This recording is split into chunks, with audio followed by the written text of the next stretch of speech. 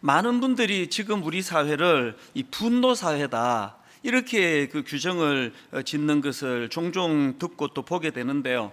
미국에서 지금 뭐 빈번하게 일어나고 있는 총기 난사 사건이라든지 또 우리나라에서 또 빈번하게 일어나고 있는 묻지마 폭행, 아무런 죄도 없는 길 가는 사람을 무차별 그렇게 구타를 하고 폭행을 가하는 이런 것들이 전부가 다 지금 이 분노를 유발하는 사회에서 나오는 결과물이다, 그런 분석들을 하는 것을 우리가 종종 들을 수가 있습니다.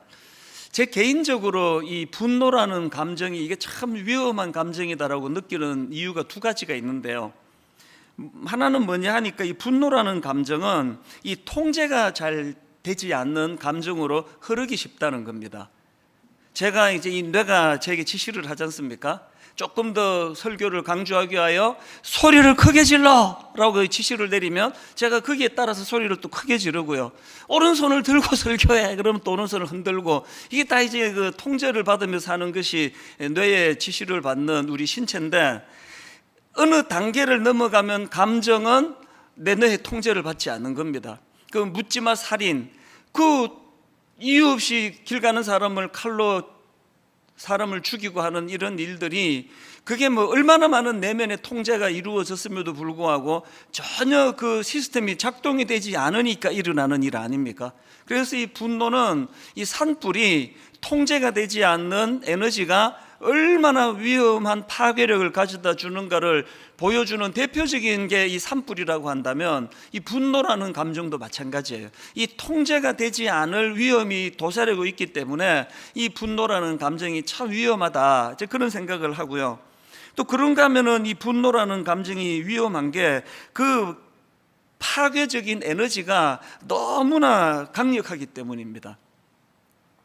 최근에 제가 그 과학동화라는 그 월간 잡지에서 이 분노의 파괴력을 이 과학적으로 실험한 그 내용의 글을 읽은 적이 있는데요. 미국의 워싱턴 대학교의 그 심리학과 교수랍니다. 엘마 게이츠 교수가 무슨 실험을 했느냐 하니까, 이 사람이 말할 때 이제 이렇게 침에 입에 파편이 많이 튀잖아요. 이번에 그 코로나19 때문에 마스크를 쓰면서 유심히 보니까 사람이 말할 때 침이 엄청 많이 튀더라고요. 인식을 해보니까. 그래서 이 코로나가 끝나도 밥 먹을 때 빼고는 마스크 쓰고 있으면 건강에는 좋겠다, 그런 생각을 할 정도인데요. 이 엘마 게이츠 교수가 무슨 연구를 했냐 하니까, 이제 그 사람이 막 말할 때 나오는 그 침, 그거를 이제 파편을 다 모아가지고 그 침 전부를 분석을 해보니까 굉장히 흥미로운 분석이 나오는 겁니다.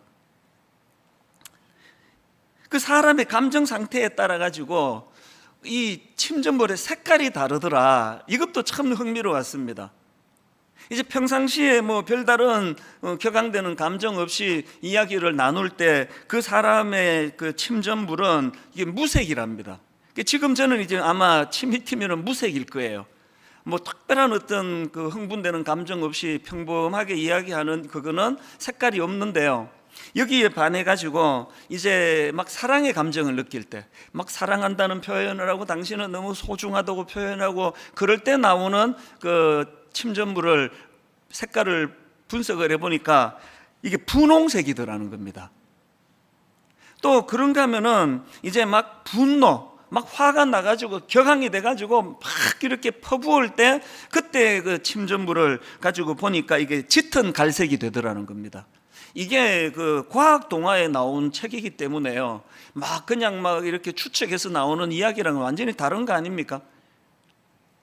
이렇게 각각의 그 색깔이 다른 것도 참 흥미로운데요. 그 중에 진짜 인상적이었던 거는 이 사람이 화를 낼 때 생기는 이 짙은 갈색, 이 침전물을 모아가지고 흰 쥐에게 주사를 놓았더니 그 쥐가 몇 번 만에 죽더라. 이게 그 교수가 내놓은 그 내용물입니다, 연구에. 그 제가 그 글을 읽으면서 아니 그 막 격분해가지고 나오는 그 침전물 소량을 쥐에게 투입해도 그 쥐가 목숨을 잃을 만큼 이게 강력하다면 막 격분할 때 우리 내면에서 얼마나 독한 것들이 많이 뿜어져 나오겠는가. 그게 얼마나 우리 몸을 이게 힘들게 하고 또 문제를 유발시키겠는가. 그 분노가 가진 강력한 파워가, 파괴적인 파워가 이런 거라는 겁니다.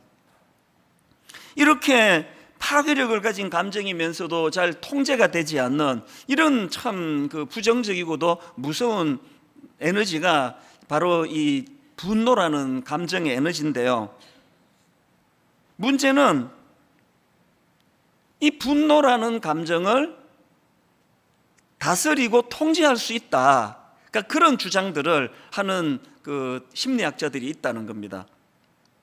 예를 들면은 그 분노도 습관이다 이런 제목의 책이 있는데요. 이 책은 정신과 전문의가 쓴 책입니다.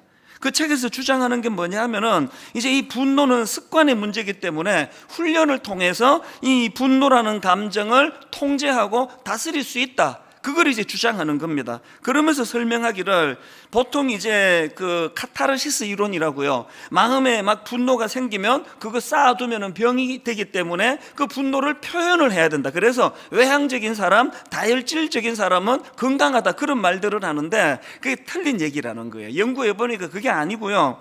정반대라는 겁니다. 마음에서 분노가 생긴다고 그거를 발산하면 그 분노의 공격성이 줄어들 것 같지만 오히려 더 강화가 된다는 겁니다. 그 왜 그러냐 하니까요. 그 책에서 주장하는 내용을 한번 들어보세요. 뇌는 익숙한 것을 좋아한다. 뇌는 덕이 되는 것을 택하는 것이 아니라 익숙한 행동을 반복한다. 자주 하는 행동이 몸에 배, 기억으로 남는 게 습관이다. 그러니까 그 카타르시스 이론이라고 마음에 분노가 생기면 그거를 속으로 품지 말고 발산해야 된다는 거라고 생각해서 계속 분노를 표출하는 사람은 뇌는 익숙한 것에 기억이 있다는 거예요. 가만히 보면은요, 화내는 사람이 주로 화를 내요. 그게 익숙한 패턴이 되어 있는 겁니다. 정신과 전문의가 쓴 감정은 습관이다라는 책에서도 비슷한 주장을 하는데요. 그 책의 주장의 핵심이 이겁니다. 뇌는 좋은 감정보다 익숙한 감정을 선호한다. 그 두 책이 똑같은 주장을 하는 거 아닙니까? 그러면서 이제 그 예를 드는 게 뭐냐 하면은 뭐 다이어트 해보신 모든 분들은 다 아시지만 다이어트 하는 사람에게 최대의 적이 요요 현상 아닙니까? 이 요요 현상이 왜 일어나는가 하니까 이게 이 뇌의 속성 때문에 그렇다는 거예요. 뇌는요, 좋은 감정보다 익숙한 감정을 선호한다. 그래가지고 이제 뭐 몸무게 한 90kg 나가는 사람이 막 축을 고생을 해서 60kg로 줄여 놓으면은 뇌는 그것을 기뻐하는 게 아니라 비상이 걸리는 거예요. 이게 지금 익숙한 대로 가지 않으니까. 그래서 그 다이어트 해보신 분은 아실 거예요. 막 애를 써가지고 한 10kg 뺐으면은 어느 단계에서 막 못 견딜 정도로 막 음식이 땡기는 거예요. 그 왜 그러냐? 뇌가 지금 막 강력하게 명령을 내린대요. 다이어트 이전의 체중으로 돌아가야 된다. 그래서 막 끊임없이 폭식하게 만들고 막 자기도 이해가 안 될 정도로 막 계속 먹고 그래가지고 막 저녁에 또 막 갑자기 라면이 땡기고 그래가지고 막 밥 말아가지고 먹고는 자기를 저주하고 막 그러는 거 아닙니까? 나는 이렇게 의지력이 없는 거야. 의지력이 없는 게 아니고요. 그게 뇌가 하는 일이래요. 좋은 것을 따라가는 게 아니라 익숙한 대로. 90kg짜리 사람이, 그래서 제가 참 가슴 아픈 자료를 하나 봤는데요. 다이어트의 성공, 그러니까 내가 이제 90kg인데 70kg로 줄였다. 그 다이어트를 유지하는 게 2년 이상 유지하는 사람이 2%인가 3%인가 밖에 안 된대요. 다 원래로 돌아가는 겁니다. 그래서 이제 오래 지속이 돼서 뇌가 이제는 새로운 환경과 거기에 익숙해질 때까지 하는 게 다이어트라는 겁니다. 그까지 못 가니까 다 요요 현상이 일어나는 거 아닙니까? 그러면서 이제 감정의 문제도 똑같다는 거예요. 그러니까 이 뇌 속에서 표준으로 자리 잡게 된 그 감정대로 살아간다는 거예요. 그 책의 일부를 한번 들어보세요. 오랜 기간 불안하게 지냈던 분은 불안이 표준 감정으로 자리 잡고, 행복하고 감사해하며 지내온 분은 행복과 감사함이 표준 감정으로 자리 잡습니다. 그래서 순간순간 여러 감정이 나타나겠지만 뇌는 표준으로 잡아놓은 감정을 더욱 선호하고 거기에 집중합니다. 제가 참 이 글을 읽으면서 목회자니까 많은 사람을 상대하는 입장에서요, 진짜 이 말이 맞다. 저는 이런 분을 몇 분이나 봤습니다. 너무너무 행복한데 불안해 죽겠어요. 이분에게 입력이 되어 있는 뇌의 기억은 늘 우울하고 누군가에게 지적을 당하고 이런 게 익숙했기 때문에 그런 게 없어지는 것을 견디기가 어렵다는 거예요.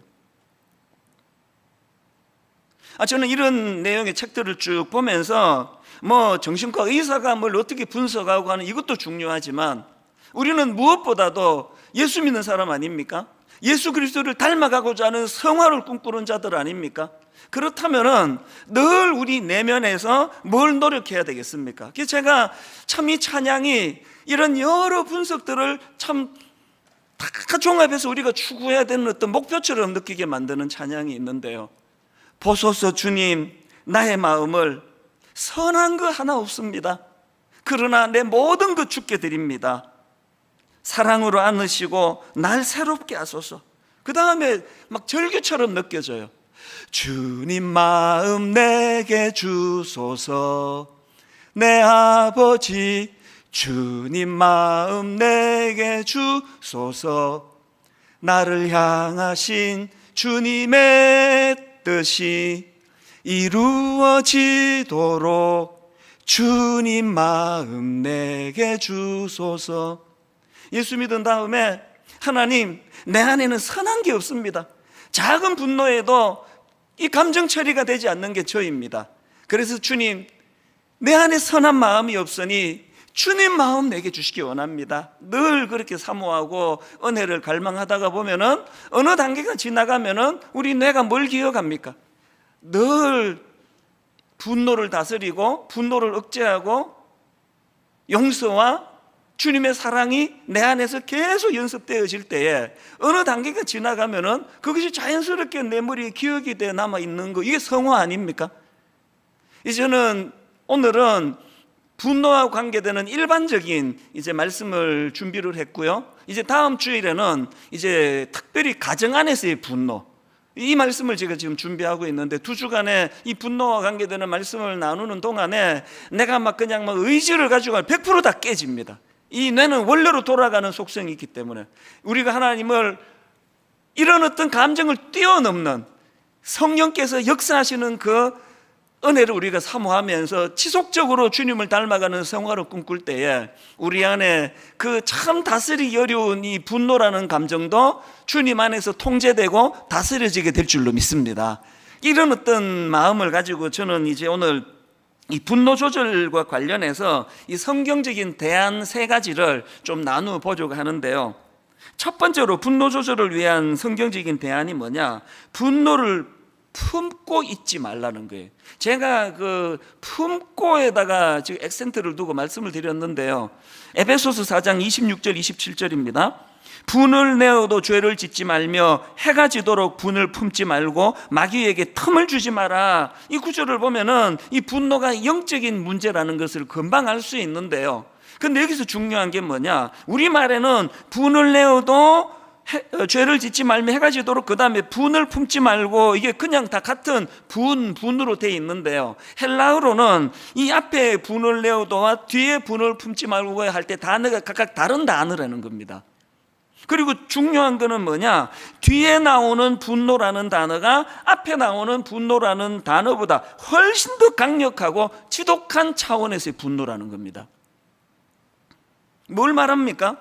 왜 성경은 분을 마음에 품지 말라 그럽니까? 그 분을 마음에 품고 있으면 갈수록 이게 더 강력하고 더 독한 분노로 변해가기 때문이라는 겁니다. 이건 오늘 본문의 설명도 그대로 원리를 발견할 수 있는데요. 자, 오늘 본문 에베소서 4장 31절을 보십시오. 너희는 모든 악독과 노함과 분냄과 떠드는 것과 비방하는 것을 모든 악의와 함께 버리고. 왜 우리의 분노를 버려야 되느냐? 맨 앞에 나오는 이 악독이라는 단어는 헬라어로 피크리아라는 단어인데요, 지나간 것들에 대한 원한을 품고 있는 강팍한 마음이에요. 그러니까 그 사람 마음에 어떤 일로 그 원한을 품는 그런 악한 감정이 들어왔는데 이게 없어지지 않는 거예요. 이게 방치가 되니까 이것이 어디로 흐르느냐? 노함과 분냄으로 흐르는데요. 여기 그 다음 나오는 노함이라는 단어는 헬라어로 디모스라는 단어인데, 이 단어는 일시적인 분노를 이야기합니다. 이게 앞에 나오는 노함이라면 그 다음 나오는 분냄은요, 오르게라는 단어인데요, 일시적이던 분노가 마음의 자리를 잡아 오랫동안 품고 있는 상태, 이게 분냄이라는 겁니다. 여러분, 왜 우리가 해가 질 때까지, 해가 지기 전에 마음의 분노를 이거를 정리해야 되느냐, 이것을 방치해 놓으면 점점 내 안에서 이게 독하고 강력한 악한 감정으로 흐를 위험이 있다는 것입니다. 그 존 오웬이라는 그 청교도, 우리 모두가 참 존경하는 그런 분 중에 한 분인데요, 이 존 오웬이 쓴 죄와 은혜의 지배라는 책이 있습니다. 이 책에서 이제 존 오웬이 주장하는 게 뭐냐 하면은, 내용을 한번 보세요. 화면으로도 제가 좀 부탁을 드렸는데요, 죄가 어떤 사람의 상상력을 지배해서, 이게 지금 중요한 표현입니다. 죄가 어떤 사람의 상상력을 지배해서 이로 인해 그의 생각하는 기능이 죄의 하수인으로 전락하는 경우가 있습니다. 자, 또 그 다음에 이런 대목도 있습니다. 의도를 품고 마음으로 상상하는 것은, 여기도 지금 상상력이 나오죠. 의도를 품고 마음으로 상상하는 것은 기쁨과 즐거움으로 계속해서 그것을 생각함을 통해 그 죄의 대상들 또는 악한 목적들의 마음을 고정시키는 것입니다. 이게 무슨 의미인가 하면요, 이런 내용을 정리한 그 이정규 목사님이라는 분의 글을 제가 보니까 이걸 참 잘 정리를 했습니다. 죄는 상상을 통해서, 즉 지속적인 묵상을 통해서 성장하고 자라간다. 살인을 하더라도 어느 날 갑자기 사람을 죽이는 것이 아니고 끊임없이 죽이려는 상상을 하다가 죽이는 것이다. 간음도 마찬가지다. 사실 사람들이 상상을 통한 범죄를 택하는 이유는 간단하다. 이게 지금 뭘 의미하는지 아시겠죠? 죄가 우리를 지배하는데 상상력을 통해, 그래서 아무런 감정이 없다가 갑자기 그냥 불쑥 생각이 나서 누구를 죽이는 게 아니고요, 우리가 누구를 죽인다고 한다, 살인한다고 하면 살인하기까지 수없이 많은 상상을 통해서 연습을 한다는 거예요. 이렇게 저렇게 이렇게 노려야 되나, 마음에서 끊임없는 그런 상상력이, 그 살인에 대한 상상력이 작동이 되다가 행동으로 나타나는 게 살인이라는 겁니다. 성적인 죄도 마찬가지라는 거 아닙니까?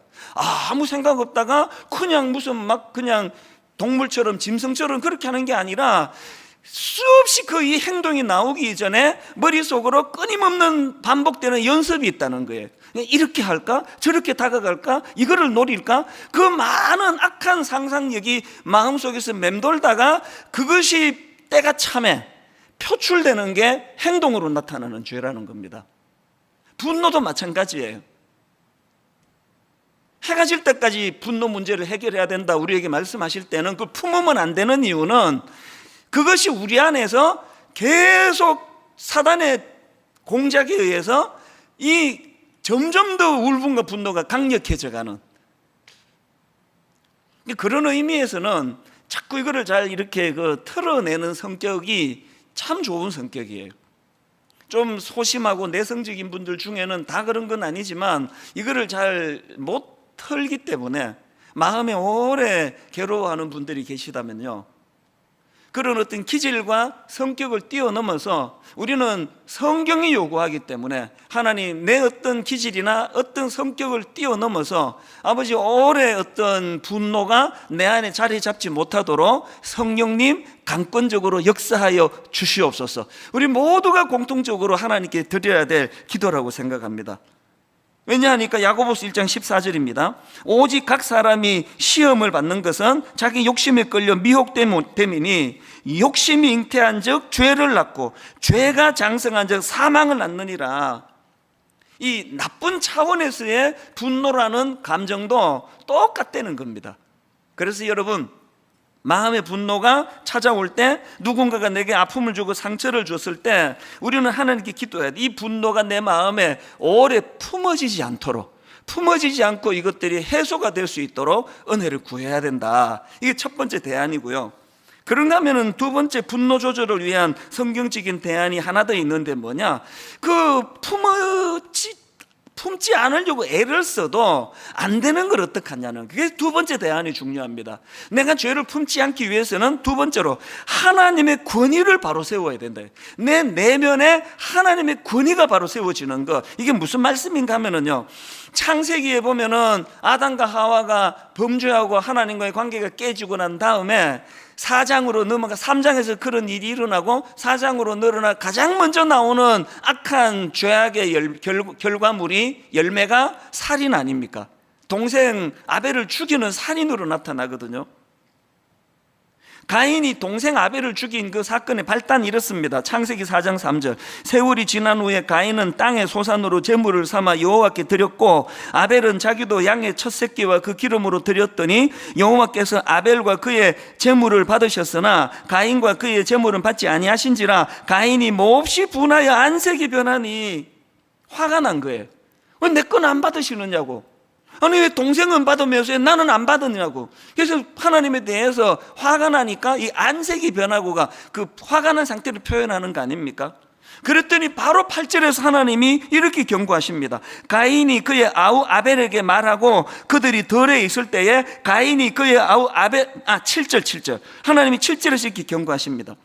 내가 선을 행하면 어찌 낯을 들지 못하겠느냐. 선을 행하지 아니하면 죄가 문에 엎드려 있느니라. 죄가 너를 원하나, 잘 들어보세요. 죄가 너를 원하나 너는 죄를 다스릴지니라.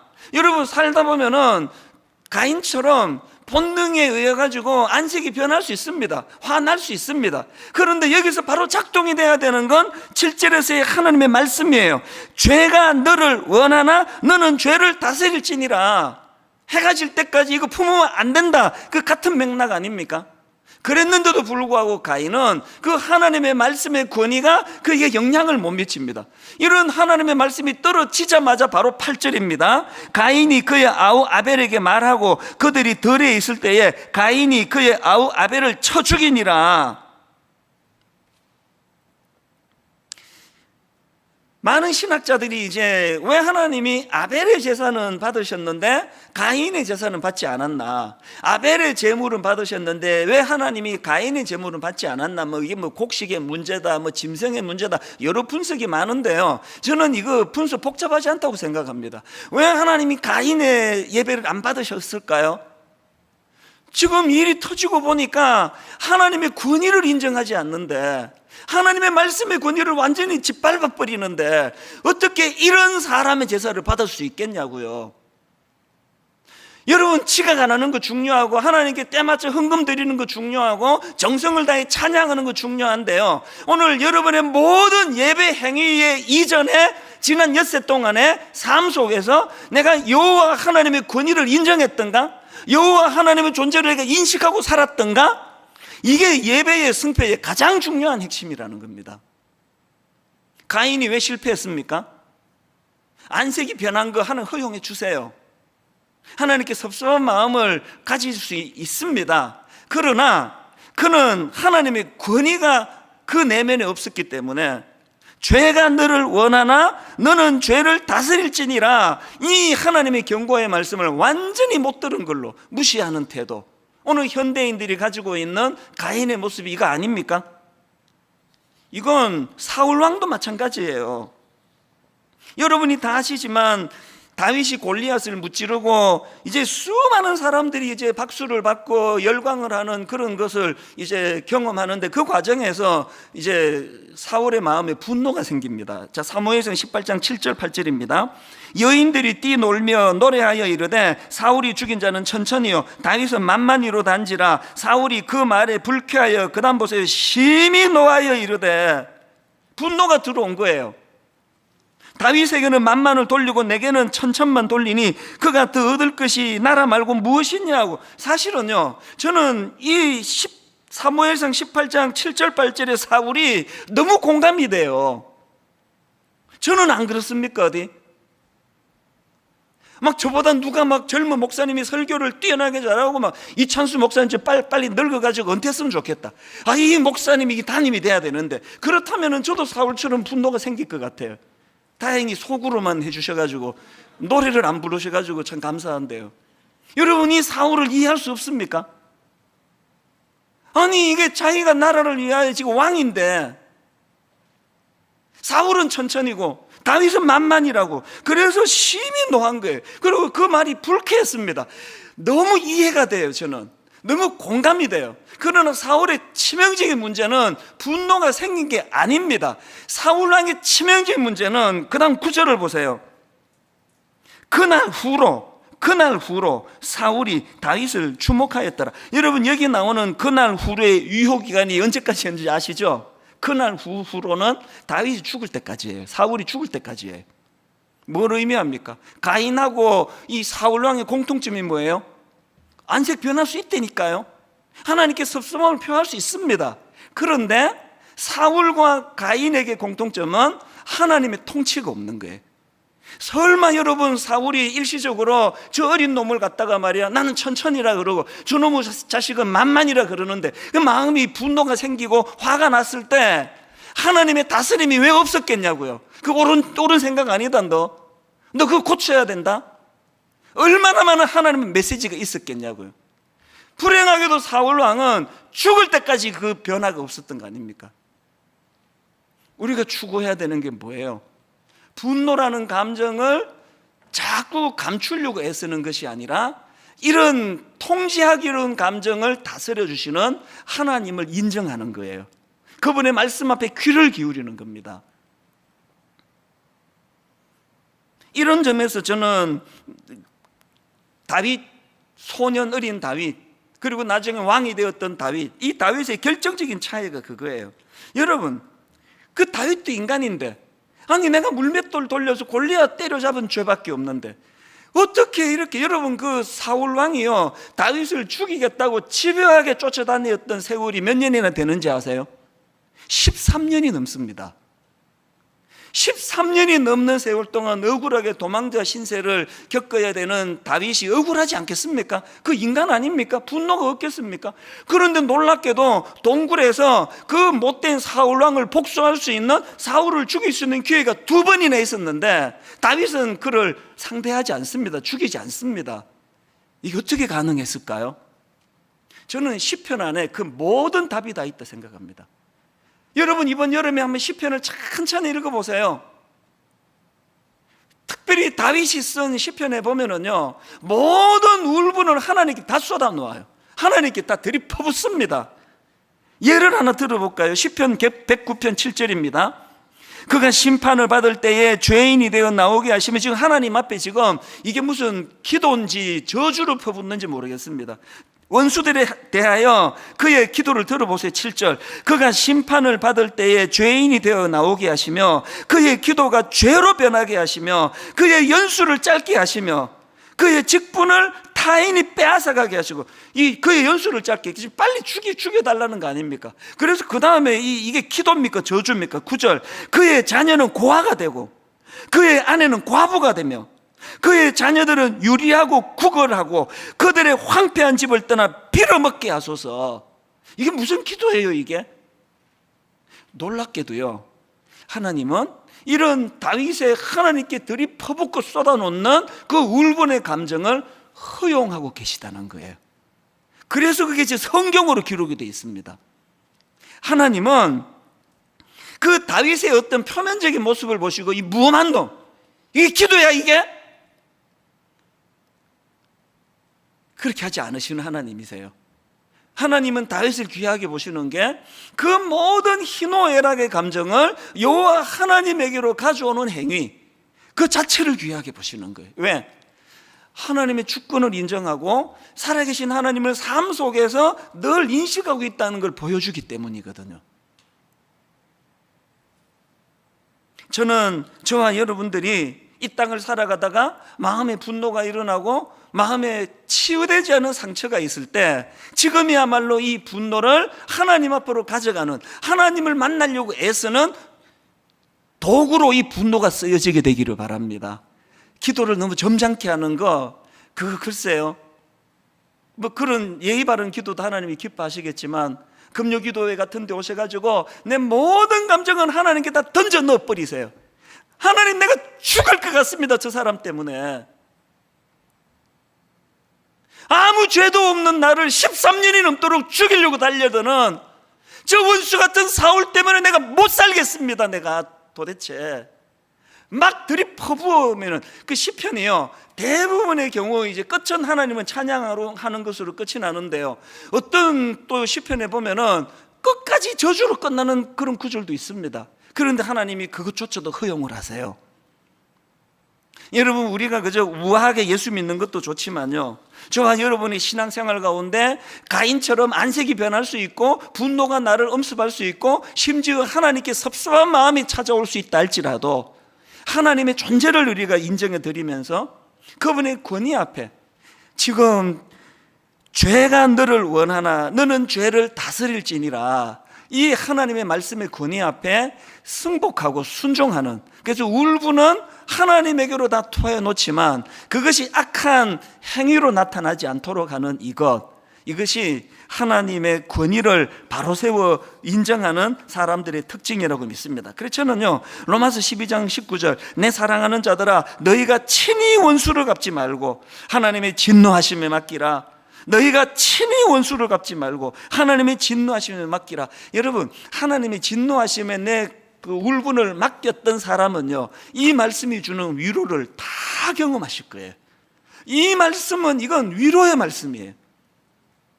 울분에 차 있는 내 내면을 기어이 하나님의 권위 앞에 내가 그 울분을 꺾고 내려놓았을 때 하나님의 이 위로하심이 얼마나 놀랍다는 거, 이걸 경험하면서 신앙생활을 해야 여러분의 신앙생활이 즐겁지 않겠습니까? 그래서 이제 그 조정민 목사님의 책에 보니까요, 이 가인의 울분에 대해 가지고 너무나 참 명언처럼 한마디를 해놓아 가지고 이걸 제가 옮겨 적어 놓았습니다. 가인의 분노에 대해서 이렇게 요약합니다. 하나님과의 관계가 어긋나면 분한 일만 남아있다. 아니, 너무 와닿는 거예요. 이 부분은 다음 주일날 제가 가정 안에서의 분노를 다룰 때 한 번 더 가인을 언급하겠지만요, 이거 기억하셔야 됩니다. 하나님과의 관계가 어긋나면 이제 우리에게는 분한 일만 남아있습니다. 여기에 반해가지고 하나님에 대한 신뢰가 분노를 용서로 바꾼다. 이것도 너무 제게 힘이 되었습니다. 하나님에 대한 신뢰가 분노를 용서로 바꾼 대표적인 케이스가 요셉 아닙니까? 하나님에 대한 신뢰가 분노를 용서로 바꾼다. 저는 저와 여러분이 하나님 없이 내가 어떻게 이 분노라는 감정을 처리하려고, 이 뇌가 말을 안 듣는데, 여호와 하나님의 권위가 인정이 되고 여호와 하나님이 말씀이 내 삶의 권위로 나타나게 될 때에 내가 처리할 수 없는 분노의 문제가 처리될 줄로 믿습니다. 이걸 경험하며 신앙생활 하시기 바랍니다. 마지막 세 번째로요, 분노 조절을 위한 성경적인 대안이 하나 더 있는데요, 분노를 건강한 에너지로 승화시키기. 그리고 제가 글자로는 안 남겼지만 그 과정에서 성령님의 도우심을 경험하기. 이게 가장 중요한 대목 아닙니까? 분노를 건강한 에너지로 승화시키기, 그리고 그 과정에서 성령님의 도우심을 경험하기. 무슨 말인가 하면요, 자, 4장 31절입니다. 너희는 모든 악독과 노함과 분냄과 떠드는 것과 비방하는 것을 모든 악의와 함께 버리고, 그 대신에 32절, 서로 친절하게 하며 불쌍히 여기며 서로 용서하기를 하나님이 그리스도 안에서 너희를 용서하신 것 같이 하라. 우리가 이 끓어오르는 분노의 에너지를 긍휼과 용서 베품으로 이런 건강한 에너지로 바꾸려고 몸부림을 칠 때 더 중요한 게 뭡니까? 여러분이 에베소서 4장 31절 바로 앞에 나오는 오늘 본문의 말씀의 시작이 이렇게 시작합니다. 하나님의 성령을 근심하게 하지 마라. 무슨 뜻입니까? 분노의 문제를 용서로 승화시키는 이 과정에서의 일들은 이게 영적인 문제예요. 그리고 그거는 성령님이 개입하시는 일이라는 겁니다. 분노 수업이라는 제목의 책이 있는데요, 이 책은 마하트마 간디의 손자 아룬 간디라는 그 손자인데, 그 마하트마 간디의, 이 간디의 손자가 어린 시절에 할아버지와 함께 생활하면서 할아버지 마하트마 간디가 그 분노와 관련해서 그 자기 손자에게 들려준 이야기들을 책으로 묶은 내용이에요. 마하트마 간디는 어린 손자에게 분노와 관련해서 11개의 인생의 지혜를 들려주는데, 그 중에 첫 번째 교훈이 분노를 선한 목적에 사용해라. 그러면서 그 책에 이제 사례 하나를 드는데요, 그 어린 손자 아룬 간디가 이제 뭐 학교에서 했는지 동네에서 이제 축구를 합니다. 축구를 하는데 막 공을 몰고 이렇게 달려가는데 이 저쪽 편에 애가 발을 걸어버려요. 그게 얼마나 화나는 일이에요. 그래 고의로 발을 걸어가지고 이 손자가 그냥 뒹굴게 됐겠죠. 그래서 이제 막 화가 나 있는 상태에서 할아버지랑 나눈 대화인데요, 내용을 한번 들어보세요. 할아버지가 지금 화가 나 있는 그 축구하다가 발에 걸려 넘어진 그 자기 손자에게 이런 말씀을 들려주시는 겁니다. 할아버지 얘기예요. 나는 너가 분노할 줄 안다는 것이 얼마나 기쁜지 모른다. 분노는 좋은 것이란다. 사실은 나도 늘 화가 나 있거든. 그랬더니 그 어린애가 이제 속으로 이런 생각을 합니다. 하지만 나는 내가 들은 말을 믿을 수 없었다. 할아버지가 화내시는 거 한 번도 보지 못했는데요. 그랬더니 할아버지 이렇게 말합니다. 그건 말이지, 내 안의 분노를 선한 목적에 사용하는 법을 배워서 알고 있거든. 사람에게 분노는 자동차에게 기름과 같은 것이란다. 사람은 분노를 연료로 삼아서 앞으로 나아가고 또 더 나은 인간이 되지. 그런데 만일 사람들에게 분노가 없다면 어떻게 될까? 어떤 일에 도전하고 싶은 의지도 생기지 않는 거야. 분노는 무엇이 정당하고 무엇이 정당하지 않은지 딱딱 선을 긋고 정의를 내리도록 우리의 등을 뜨면 연료란다. 또 이런 내용도 있습니다.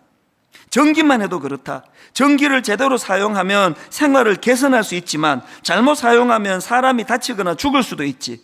그러니까 전기를 다룰 때처럼 우리는 인간을 위해서 분노를 현명하게 사용하는 방법을 배워야 한단다. 그래서 첫 번째 교훈이 분노를 선한 목적에 사용해라, 이 교훈이거든요.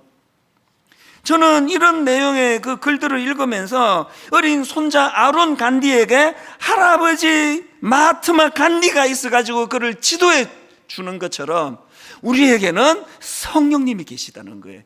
우리 삶 속에서 그 어린 손자처럼 그 발 걸어가지고 넘어져 화가 나 있을 때 그 악한 분노를, 마음의 이 쓴 분노를 그 의미를 부여해 주는 할아버지와 같은 존재가 계시다는 겁니다. 여러분 이거 믿으십니까?